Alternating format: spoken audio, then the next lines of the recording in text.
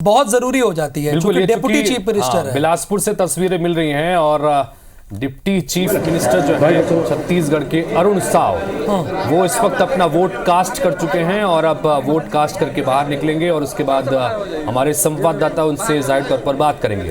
तो तस्वीरें लगातार इसी तरह की मिल रही हैं और चूंकि लगातार भारतीय जनता पार्टी इस बार छत्तीसगढ़ में मिशन 11 के तहत चल रही है। राहुल, विधानसभा का जो परिणाम ऐतिहासिक रूप से आया था, 46% से अधिक वोट भारतीय जनता पार्टी को मिले थे और 54 सीटें भारतीय जनता पार्टी जीती थी।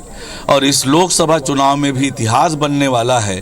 11 की 11 लोकसभा सीटें भारतीय जनता पार्टी जीतने वाली है, कांग्रेस शून्य पर आउट होने वाली है। पहला चरण, दूसरा चरण, अब उसके बाद तीसरा चरण। बताया जा रहा था कि पहला चरण, दूसरा चरण, कांग्रेस जिस तरह से कह रही थी कि स्थिति आप लोगों की खराब है, तीसरे चरण में और स्थिति खराब हो जाएगी, तो क्या मानते हैं आप तीनों चरणों को मिला के? क्योंकि छत्तीसगढ़ के सभी 11 लोकसभा सीटों के चुनाव जो है अब हो गए। कांग्रेस भय और भ्रम की राजनीति करती है, पर जिस प्रकार से आज देश की जनता का मूड है और कांग्रेस में भगदड़ मची है, कांग्रेस समाप्ति की ओर बढ़ रही है। कांग्रेस पार्टी इस लोकसभा चुनाव के परिणाम के बाद नेता प्रतिपक्ष बनाने की स्थिति में नहीं होगी।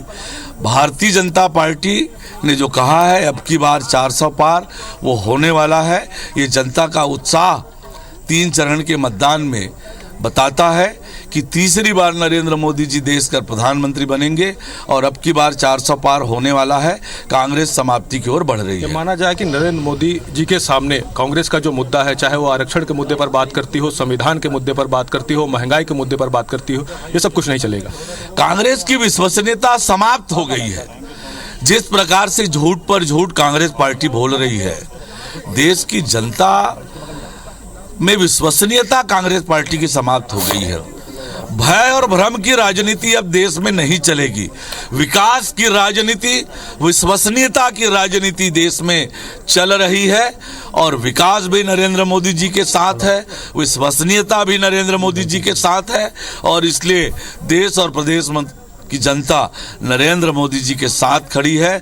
नरेंद्र मोदी जी के लिए आगे बढ़कर देश और प्रदेश की जनता आ रही है, मतदान कर रही है। ईमानदारी से बताइए, कितने कमल खिला रहे हैं इस बार छत्तीसगढ़ में? छत्तीसगढ़ में पूरे दावे के साथ, पूरे विश्वास के साथ कह रहा हूं कि 11 की 11 सीटें भारतीय जनता पार्टी जीत रही है।